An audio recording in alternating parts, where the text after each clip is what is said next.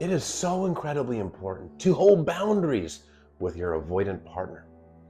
Failure to hold boundaries generally prolongs an unhealthy relationship. It prolongs the push-pull cycle. It puts you through future heartache and anxiety, but inevitably still has the same result: a failed relationship.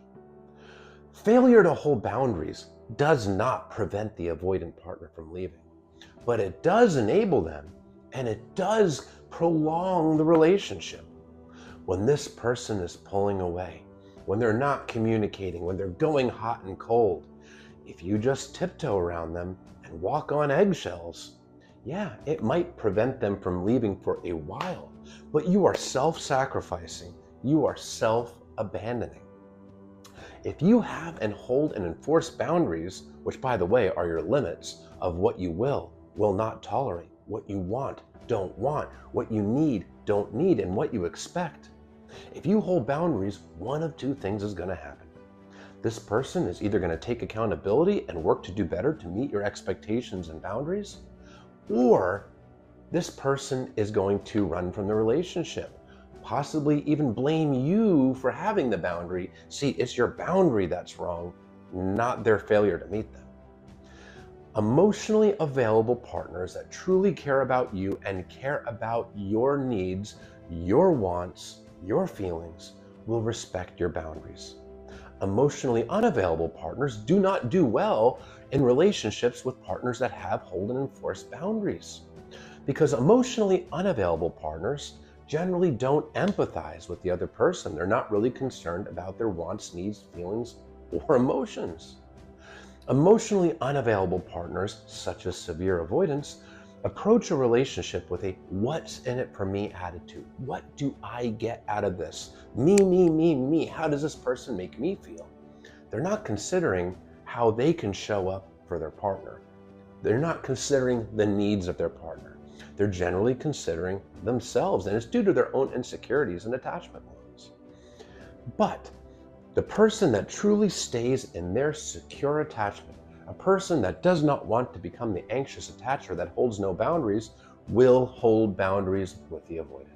And what does it look like when you hold boundaries with the avoidant? For example, when the avoidant is pulling away, the anxious attacher will just tiptoe, walk on eggshells, not say anything, maybe try to win this person's approval back, just let them go hot and cold, personalize it. The person that stays secure, the person that holds boundaries, even when it's hard, even when they feel internal anxiety, will first start by asking a question. I've noticed that there's been some distance and I haven't heard from you. Is this a connection? Is this a relationship that you're still interested in maintaining? And if they say yes, which most avoidants generally will, then it's time to hold the boundary. Consistent communication is something that's really important to me, and I feel that it's necessary for a relationship. I absolutely can respect the need for space, but when I'm not communicated with, I feel like I'm not considered. So this really is a boundary of mine, and it is something I need in order for me to feel comfortable maintaining this relationship. The person is either then going to follow through and show respect to your boundary, or they're not. And if they're not, and if the relationship ends, if they leave, or if you have to end it because they're not honoring your boundary or meeting your expectations, what they're showing you is that they were never going to meet your expectations and respect your boundaries. What kind of relationship is that? It's a one-way street. It's one where you give, and they take. Holding boundaries doesn't have to be confrontational. It can be simply enforced by expressing your feelings and using non-critical communication, I feel statements, as opposed to you statements. Your boundaries are how you protect yourself from spending excess time with a person that's not investing emotionally into you the way that you are into them.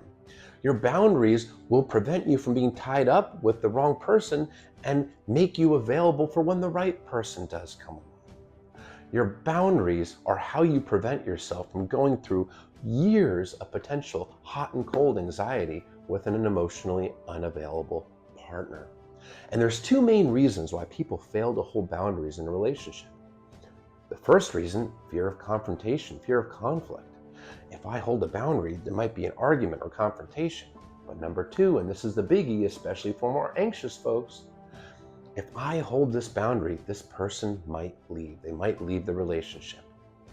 And yeah, it's not fun to lose the relationship, but ultimately, if you lose the relationship because you held a boundary, you're not really losing a healthy relationship, and they're actually doing you a favor, even though it doesn't feel like it in the moment. Because the real healthy partner, the one that is emotionally available, the one that does have a true deep love, bond, and connection with you, they're going to respect those boundaries. Sure, a good partner can make a mistake sometimes and step over a small boundary, but the person that genuinely is emotionally invested in you is going to take accountability and work to do better the next time whenever they make a mistake like that. The emotionally unavailable avoidant is just not going to learn from those mistakes, might run from the relationship, and blame you for having the boundary, calling you needy. Boundaries are your sword and shield. Don't forget it. They're how you protect yourself. Failure to hold them leads to heartache. The consequences of not holding boundaries is so profoundly worse than the consequences of holding.